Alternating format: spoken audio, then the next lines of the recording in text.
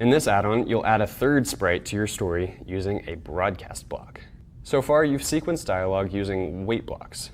Now that works great with 2 sprites, but it can get pretty complicated in longer stories and in stories with more than one character.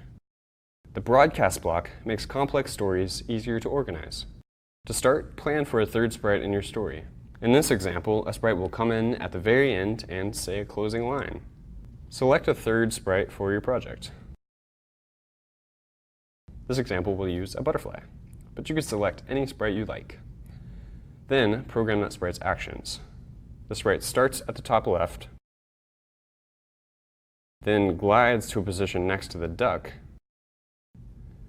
It then says, "We'll miss you." Click it to try it out. Now that the basic programming is in place, it's time to sequence this code with the rest of the story. You could do this using wait blocks. However, you can also use a broadcast block. This block broadcasts or sends signals about the code from one sprite to another. The butterfly should run this code after the duck finishes talking.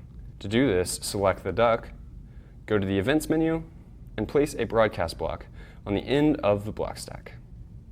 Click the drop-down menu and select New Message. Name the message something that describes what the code will do. This example will use Butterfly's entrance.